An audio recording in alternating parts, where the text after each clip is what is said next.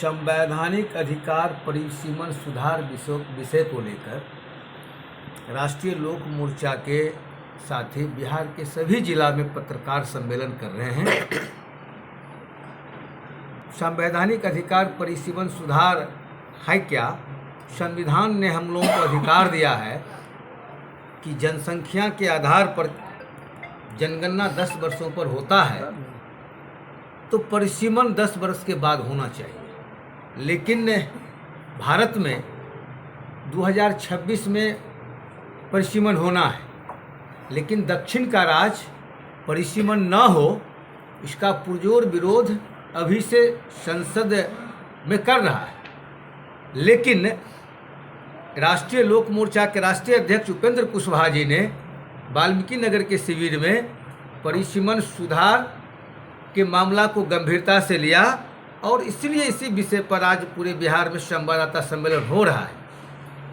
2026 में परिसीमन सुधार होना है और 1971 में लास्ट परिसीमन हुआ था, तो 50 वर्ष से हम लोग सफ़र कर रहे हैं। उत्तर भारत के खास करके राज्यों के लोग जो परिसीमन नहीं हुआ है, दक्षिण के राज्यों में जब पूर्व में शिक्षा बेहतर था और उन लोग जनसंख्या नियंत्रण में अपने आप को दावा करते हैं कि हम कर लिए हैं, और उत्तर भारत के लोग जनसंख्या नियंत्रण नहीं कर पाया है, ये आरोप है।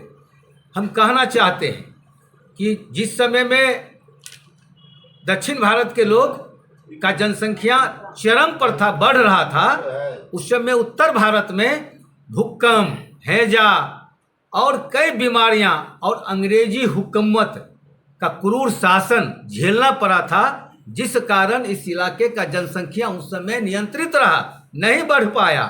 अब शिक्षा और सब चीज़ सुदृढ़ हुआ है तो निश्चित रूप से इस इलाके का जनसंख्या जब बढ़ गया है तो दक्षिण भारत के लोग चाहते हैं कि परिसीमन न हो, क्योंकि इस इलाके का लोकसभा का सीट बढ़ जाएगा, जिस कारण राजनीतिक हानि उनको लगता है।